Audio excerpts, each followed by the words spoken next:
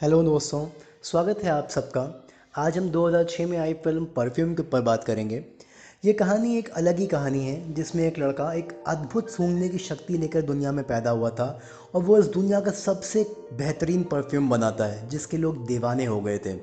पर इसमें वो कुछ किलिंग्स भी करता है। तो चलिए कहानी को पूरा जानने के लिए कहानी को शुरू करते हैं। इस फिल्म की शुरुआत में हमें एक कैदी दिखाया जाता है जिसका नाम जॉन बैप्टिस्ट ग्रेनेवी होता है। अब कुछ और लोग आकर इसको घसीटते हुए बाहर ले जाते हैं जहां हज़ारों की भीड़ इसको ख़त्म करना चाहती है। भीड़ को काबू करना काफ़ी मुश्किल हो रहा था। तभी वहाँ पे सभा कोर्ट का ऑर्डर पढ़ने के लिए कहती है। अब पब्लिक को बताया जाता है कि आज से ठीक 2 दिन बाद परफ्यूमर यानी कि जॉन बैप्टिस्ट ग्रेनेवी को सबके सामने एक वुडन क्रॉस में बांधा जाएगा। इसका सर स्वर्ग की तरफ रखा जाएगा और फिर इसकी बाजुओं, कंधों, कमर और टांगों पर हथौड़े मारे जाएंगे जिससे इसके शरीर की हड्डियां टूटेंगी और ये तब तक मारे जाएंगे जब तक ये मर नहीं जाएगा। ये सुनकर वहाँ पर आई भीड़ काफ़ी खुश हो जाती है। अब आप लोग भी जानना चाह रहे होंगे कि इस इंसान ने ऐसा क्या किया था जो इसको इतनी भयानक मौत दी जाएगी। तो चलिए हम चलते हैं इस कहानी के फ्लैशबैक में। अब सीन शिफ्ट होता है 18th सेंचुरी के पेरिस में, जहाँ एक गंदी सी फिश मार्केट में जॉन बैप्टिस्ट का जन्म होता है। जॉन की माँ मछली बेचने का काम करती है।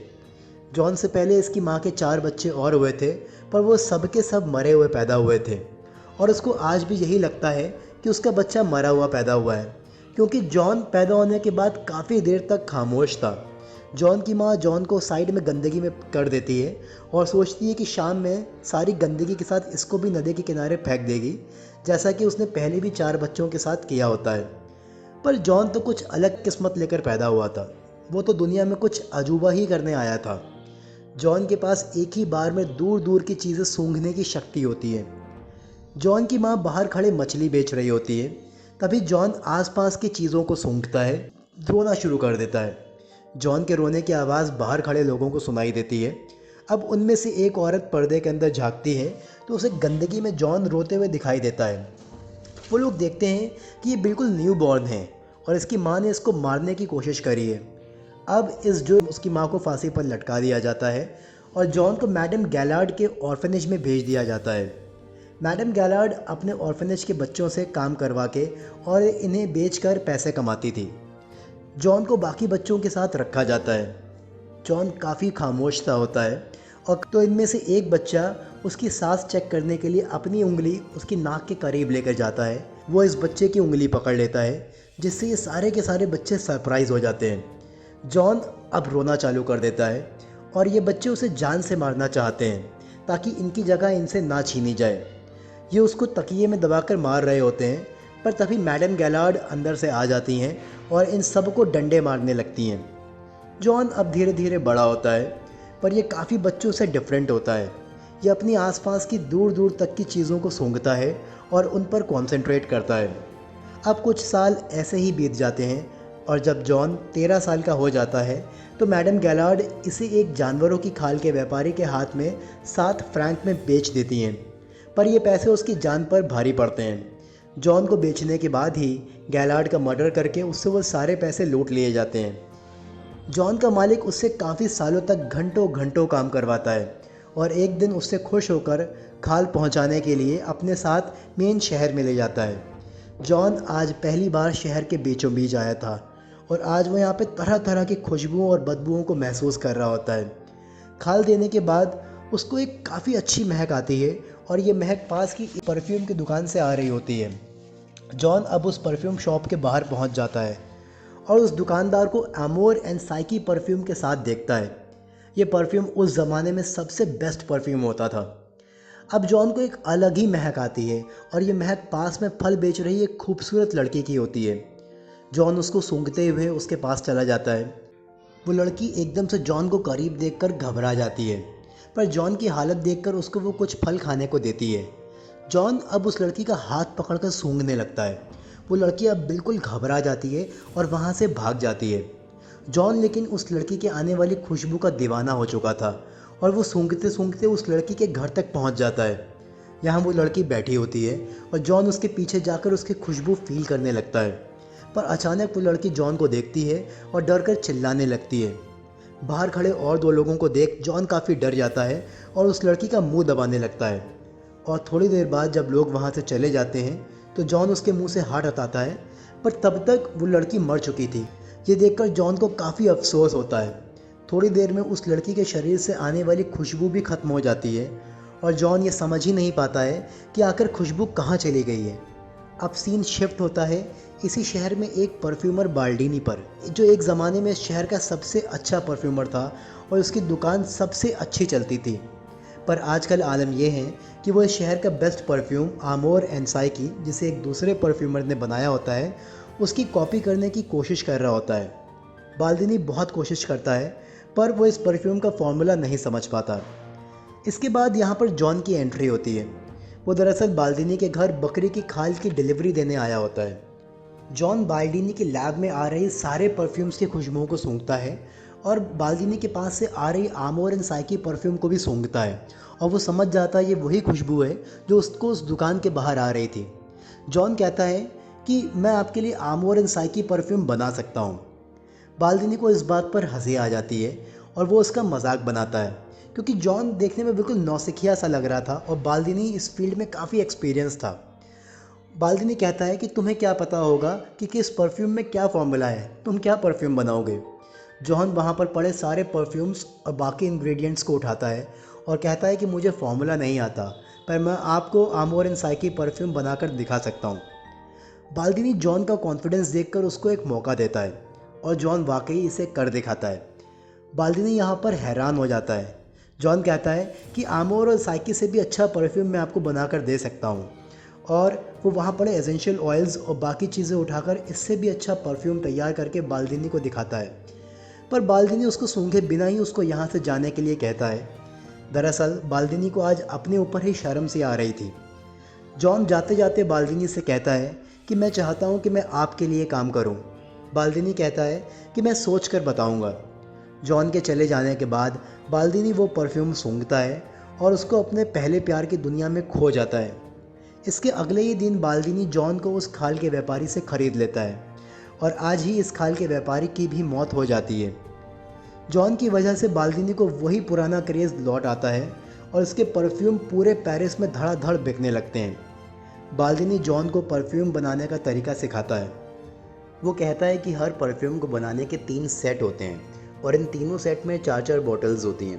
पहला सेट हेड, दूसरा हार्ट और तीसरा बेस होता है, यानी कि टोटल 12 बॉटल्स होती हैं और इन सभी को मिलाकर एक परफ्यूम तैयार होता है।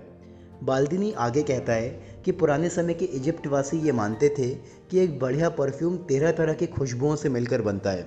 ऐसे परफ्यूम की खोज इजिप्ट में हुई थी और जब वो खोला गया था तो मानो उस समय वहाँ खड़े सभी लोग जन्नत में चले गए थे।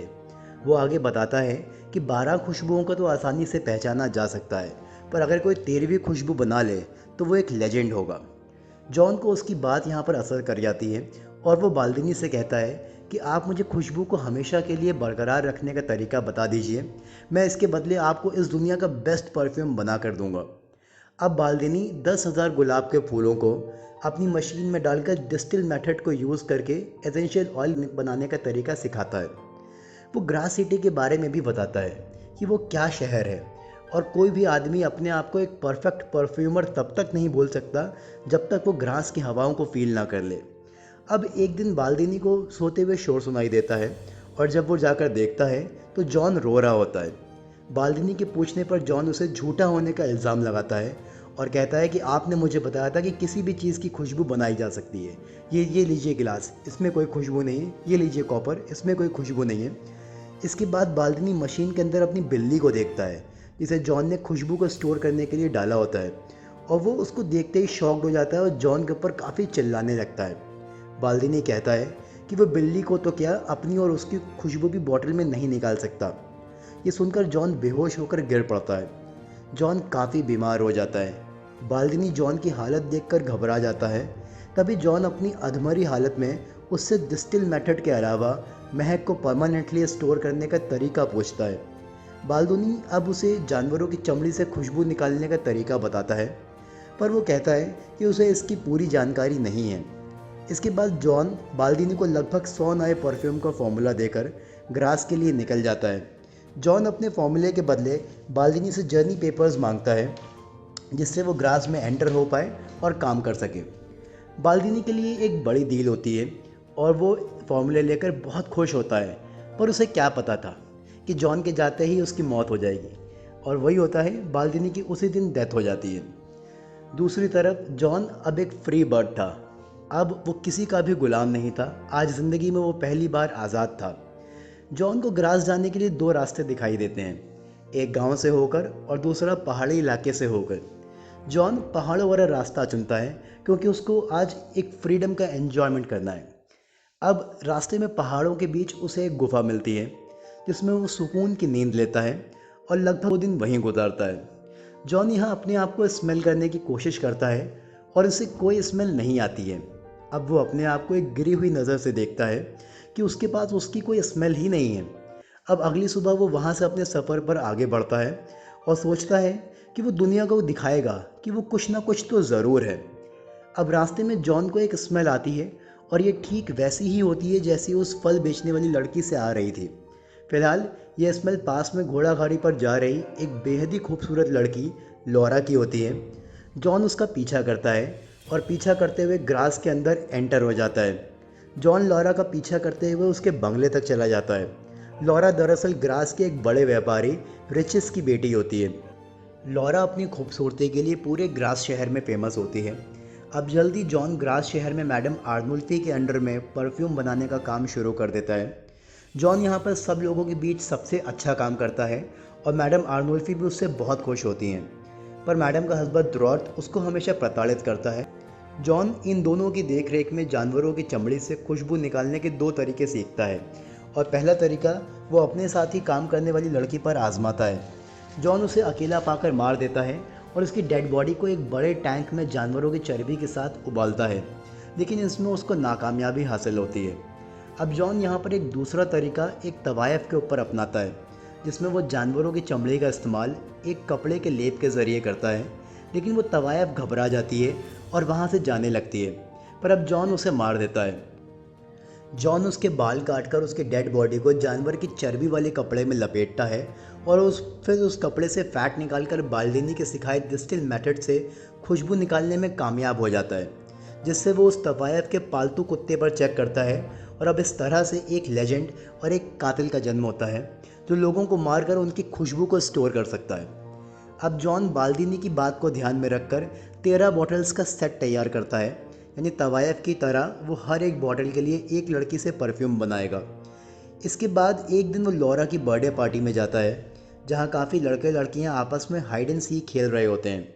जॉन यहाँ पर लॉरा को पकड़ने की कोशिश करता है, पर वो बच निकलती है। पर वो यहाँ 2 जुड़वा बहनों को पकड़ लेता है और उनका वही हाल करता है जो उसने पहले उस तवायफ का किया होता है। जॉन इन दोनों की लाशों को एक पुल के नीचे फेंक देता है। ये लाशें तैरती हुई वहाँ के लोगों को दिखाई देती है और पूरे ग्रास शहर में हड़कंप मच जाता है और लोगों के अंदर डर पैदा हो जाता है। लोग अपने घरों की बेटियों और लड़कियों को बचाने के लिए घरों के बाहर ताले लगाना शुरू कर देते हैं, पर इससे भी जॉन के ऊपर कुछ खास फर्क नहीं पड़ता। वो एक एक करके बहुत सी लड़कियों को ऐसे ही मारता रहता है। दूसरी तरफ रिचेज़ और उस शहर के सभी बड़े लोग इसका हल निकालने की कोशिश कर रहे होते हैं। रिचेज़ कहता है कि जितनी भी लड़कियां मारी जा रही हैं उनकी बॉडी पर कोई भी चोट का निशान नहीं है और वो सब की सब बेहद खूबसूरत और कांवारी हैं। वो कहता है कि ये खूनी कुछ अलग ही चीज़ हासिल करना चाहता है जो हम लोगों की समझ के परे है। पर सब लोग यहाँ पर रिचेज़ की बात को इग्नोर करते हैं और जॉन एक एक करके लड़कियों को मार के अपनी 12 परफ्यूम की बॉटल्स तैयार कर लेता है और इन सारी बॉटल्स को एक बड़ी बॉटल में भर लेता है। अब ये परफ्यूम बनकर तैयार होने में सिर्फ एक बॉटल और रह गई है और उसके लिए लॉरा ही जॉन का आखिरी शिकार होती है। अब तक इस शहर के हालात बहुत ख़राब हो चुके थे। अब एक दिन चर्च में फ़ादर के पास मदद के लिए जाते हैं। फ़ादर यहाँ पर बाकी सभी के साथ कातिल को पकड़ने के लिए गॉड से प्रे करते हैं, तभी वहाँ पर एक खबरी आकर लोगों को उस कातिल के पकड़े जाने की खबर सुनाता है, जिसे सुनकर पूरा शहर जश्न में डूब जाता है। पार्टी में सभी लोग एंजॉय कर रहे होते हैं, पर तभी रिचेज़ आकर लॉरा को घर चलने के लिए कहता है, क्योंकि उसको लगता है कि अभी भी असली अपराधी नहीं पकड़ा गया है। ये पुलिस के दबाव में किसी ने अपना जुर्म कबूल कर लिया है। लॉरा घर जाने के मूड में नहीं होती है और यहाँ पर इन बाप बेटी का झगड़ा हो जाता है। लॉरा गुस्से में उससे दूर चली जाती है। लॉरा एक सुनसान गली में चलती चली जा रही होती है और जॉन उसको पकड़ने के लिए छुप कर खड़ा होता है, पर तभी पीछे से रिचेज आ जाता है और लॉरा को सॉरी बोलकर वहाँ से ले जाता है। इसके अगले ही दिन रिचेज लॉरा को लेकर शहर छोड़कर निकल जाता है। जॉन शहर से बाहर जा रही लॉरा की खुशबू को महसूस करता है और उसका पीछा करता है। अब दूसरी तरफ तवायफ का कुत्ता अपनी मालकिन के बालों और कपड़ों को ज़मीन से खोदकर निकालता है। ड्रोट वहाँ पर खड़ा ये देख रहा होता है और वहाँ पर पुलिस वालों को बुलवाकर बाकी ज़मीन में खुदवाई कराता है और यहाँ पर सारी की सारी 12 लड़कियों के कपड़े और बाल मिल जाते हैं। अब दूसरी तरफ दिखाया जाता है कि रिचेज और लॉरा अपने सफ़र में रात गुजारने के लिए किसी मकान में स्टे करते हैं। ये जगह जॉन से काफ़ी दूर होती है, पर वो लॉरा की खुशबू सूंघते सूंघते रात तक वहाँ पहुँच ही जाता है। रिचेज लॉरा का रूम लॉक करके चाबी अपने पास रखता है, पर जॉन चुपके से वो चाबी चुरा कर लॉरा के कमरे में अंदर घुसता है और अपना काम पूरा कर देता है। अब जब अगली सुबह रिचेज लॉरा के कमरे में जाता है तो वो देखता है कि लॉरा की लाश है। रिचेज ये देखकर फूट फूट कर रोने लगता है। जॉन अब वो फाइनल परफ्यूम तैयार कर लेता है जो इस दुनिया में एक अजूबा है, पर यहाँ जॉन पकड़ा जाता है।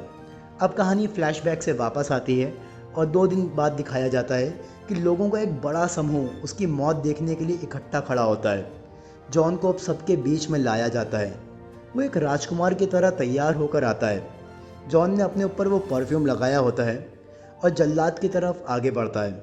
जॉन के पास आते ही जल्लाद उसके पैरों में गिर जाता है और उसे निर्दोष साबित कर देता है।